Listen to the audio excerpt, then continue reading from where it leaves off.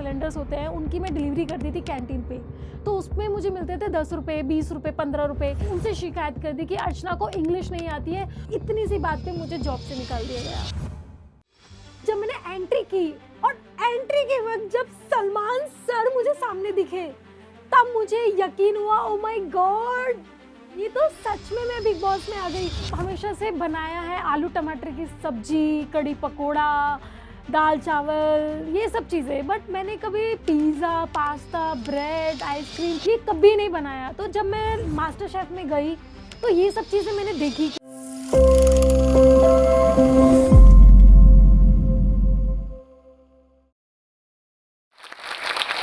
मैं ही अर्चना गौतम एक ऐसी जगह से आती हूँ जिसे आप लोग बहुत अच्छे से जानते हो, मेरठ, उत्तर प्रदेश। तो मैं एक पुलिस वाले की बेटी हूँ, यानी जो मेरे पापा हैं वो 4th क्लास में एक छोटी-सी जॉब करते थे जो पुलिस में कुक थे, तो मैं उनकी बेटी हूँ। जब मैं छोटी थी तो इतना पैसा नहीं हुआ करता था कि हम लोग कुछ खाएँ या कुछ करें। तो क्या था कैंटीन में छोटे-छोटे सिलेंडर्स होते थे, तो जैसे घर में सिलेंडर्स होते हैं, उनकी मैं डिलीवरी करती थी कैंटीन पे। तो उसमें मुझे मिलते थे 10 रुपए, 20 रुपए, 15 रुपए, तो वो जोड़-जोड़ के हम लोग घर-वर चलाते थे। और मेरी मम्मी क्या करती थी, आप लोगों ने देखा होगा जो पुलिस होते हैं, वो बनियान जो पहनते हैं, जिसपे 1 नंबर, 2 नंबर लिखा रहता था, तो मेरी मम्मी एक्स्ट्रा टाइम में वो बनियान पे छपाई करती थी। यानी पाइपिंग बैग लगाना हो, नंबर लगाना हो, तो मम्मी उस एक बनियान का मम्मी को मिलता था 5 रुपए। तो ऐसे ही 100 बनियान, 200 बनियान, ऐसे मेरी मम्मी ये सब काम करती थी। और मेरे पापा कुक थे, तो मेस में कभी खाना बनाते थे, कभी गाड़ी चलाते थे। तो ऐसे मैंने अपनी लाइफ शुरू की है।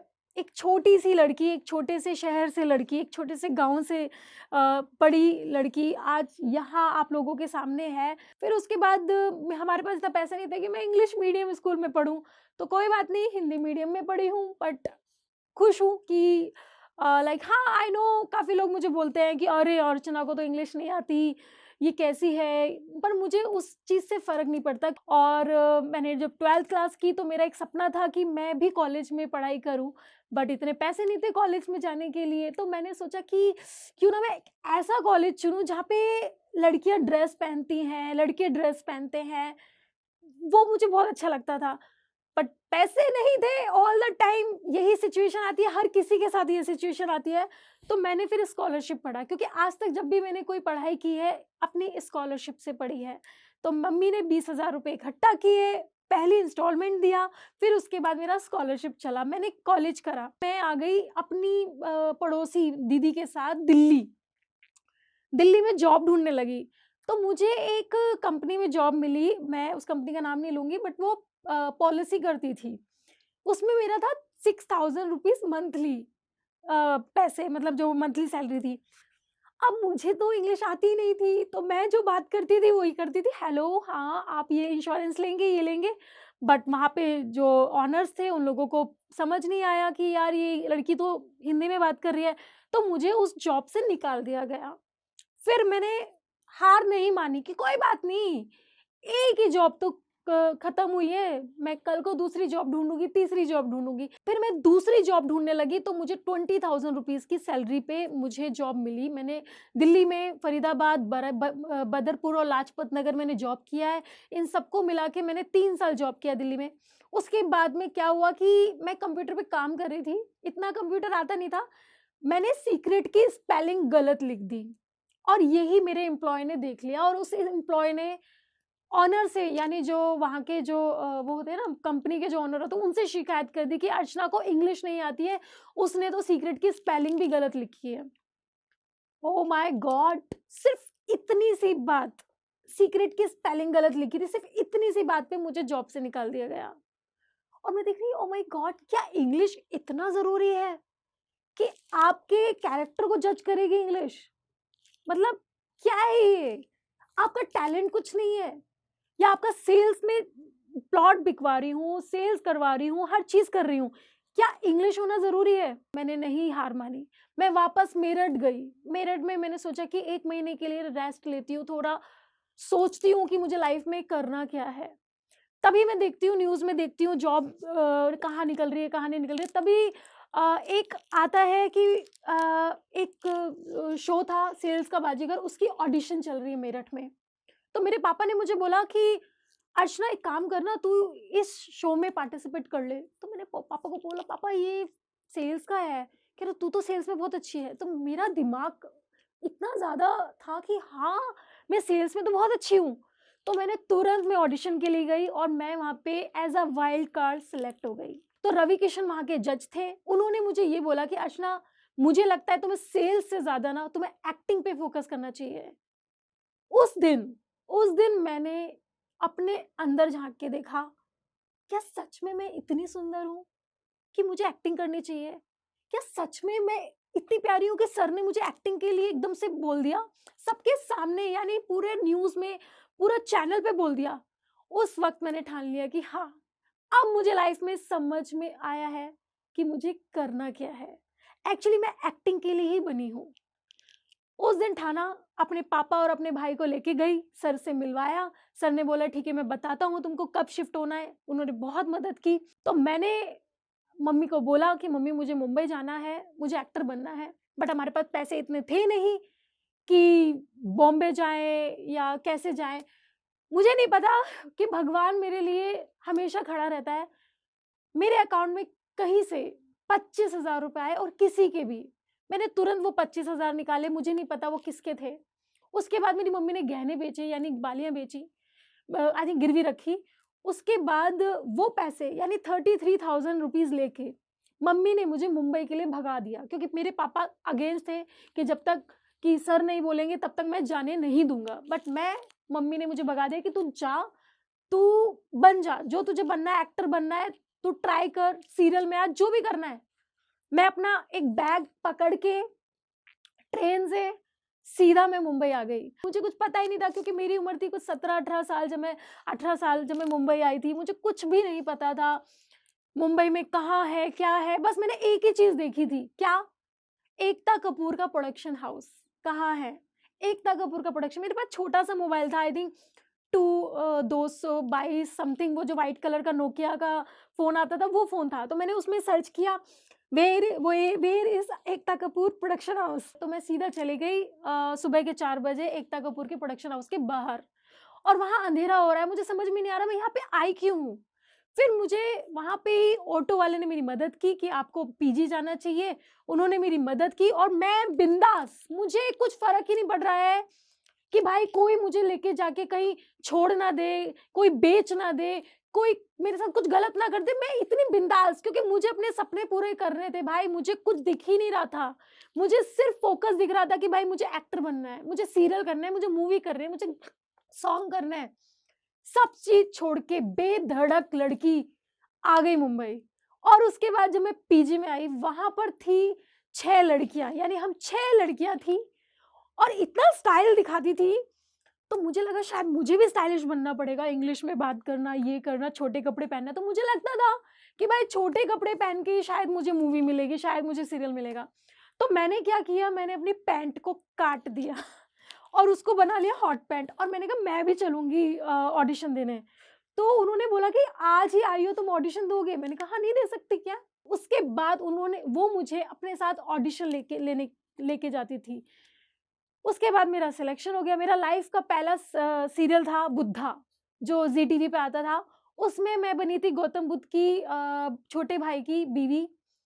सिर्फ़ छोटा-सा रोल था, सीरियसली मैं आज अपनी ज़िंदगी का सब सच बताना चाहती हूँ आप लोगों के सामने, कि मुझे सिर्फ़ पंखा पकड़ के हिलाना था और बोलना था, स्वामी आपका खाना लग गया है, ला दूँ क्या? ठीक है? सिर्फ़ इतना रोल था और उसके मुझे मिले थे 3,000 रुपए।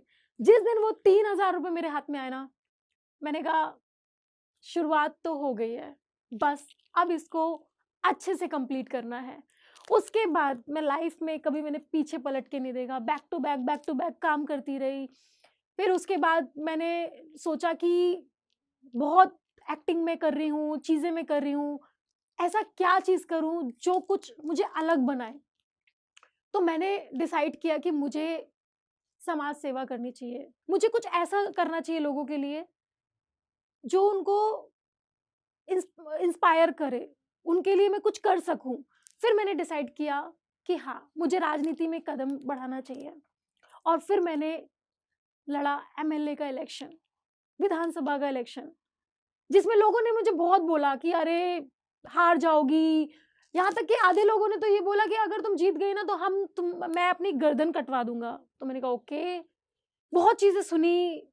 रात में मेरे घर पे कुछ गुंडे आ गए और उन्होंने बोला जल्दी से बैक आउट कर लो, वरना हम तुम्हारा ऐसा हास्य करेंगे कि तुम किसी को मुंह दिखाने के लायक नहीं रहोगी।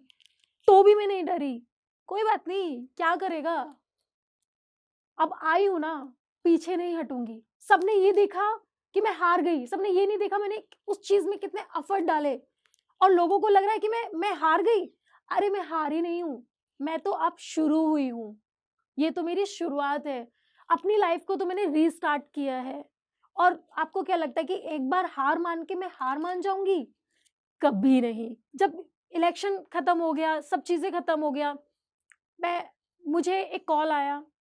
वो कॉल, आप लोगों को पता है किस चीज की बात कर रही हूँ, बिग बॉस का। क्या आप बिग बॉस करना चाहोगी? मैंने कहा, ओह माय गॉड, ये तो मेरा सपना था ना बिग बॉस करने का। और शायद हर लड़की, हर लड़के का सपना होता है कि वो बिग बॉस करे।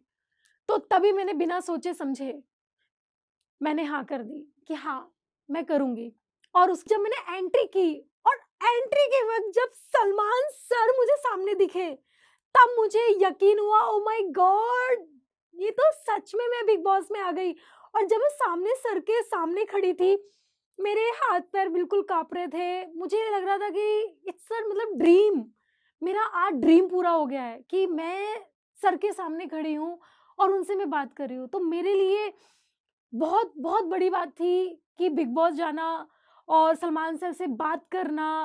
फिर उसके बाद में मैंने एक चीज़ सोची कि लाइफ में ना, आप कुछ भी चीज़ चाहते हो ना, कुछ भी चीज़ मिल जाती है। शायद मैंने वो चाहा जो मुझे मिल गए। मैं बचपन से सोचती थी कि हाँ, एक दिन मैं सलमान सर से मिलूँगी, एक दिन मैं सलमान सर से मिलूँगी।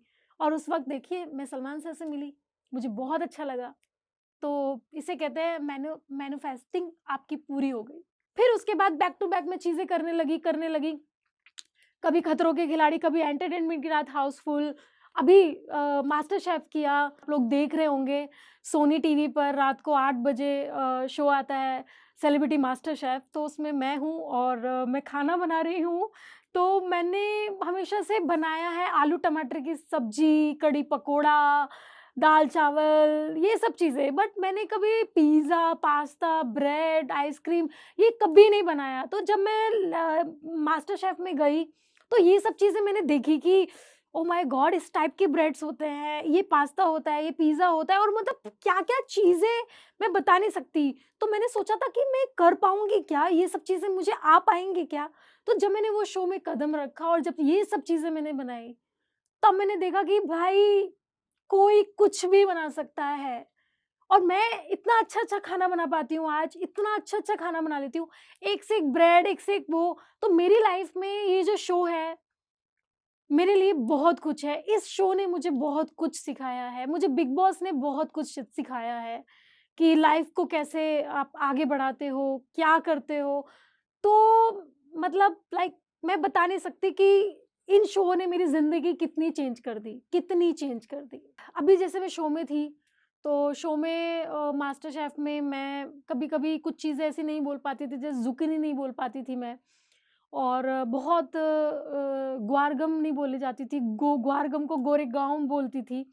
तो मेरी कभी-कभी इस चीज़ में भी बहुत ज़्यादा मतलब लाइक हँसी उटी उड़ी है कि ये एक प्रोनाउंसिएशन नहीं कर पाती है, ये स्पीच नहीं दे पाती है, ये नहीं कर पाती। भाई ठीक है, नहीं कर पाती। मैंने उस चीज़ को ऑन किया है, मैं एक्सेप्ट करती हूँ भाई, नहीं आती, इतनी नहीं आती, ठीक है? बट इसका मतलब ये नहीं है कि मुझे नहीं आएगी। हाँ, मुझे आएगी, अगर मैं चाहूँगी तो मुझे आएगी। और मुझे लगता है कि इंग्लिश इंग्लिश इतना बड़ा मुद्दा नहीं है कि जो इतना बड़ा मुद्दा बना लेते हैं लोग। ठीक है, कभी-कभी चीज़ें हो जाती हैं ऊपर-नीचे, जैसे कि मैं अगर अपनी बात करूँ तो जब मैं स्ट्रगल पीरियड में थी, जब मैं स्ट्रगल करती थी, ऑडिशन देने जाती थी, तो वहाँ पे सबसे पहले जज होता है कि भाई लड़की को इंग्लिश आती है या नहीं आती है। तो मैंने कहा बट इंग्लिश से क्या लेना-देना? हमारे ऑडिशन तो हिंदी में होते हैं ना। कभी भी मैं ऐड की ऑडिशन पे फिट ही नहीं हुई। क्यों? क्योंकि मुझे इंग्लिश नहीं आती, और ऐड तो भाई इंग्लिश ही रहता है ना, थोड़ा थोड़ा थोड़ा थोड़ा, तो वहां से मुझे रिजेक्शन मिलती थी। तो मैंने कहा ओ माय गॉड कि भाई इस इंग्लिश ने तो पूरा ही बवाल मचा के रखा है, तो यानी ये इंग्लिश सीखनी पड़ेगी। तो मैंने फिर कोशिश की, मैंने सीखी सीखी सीखी।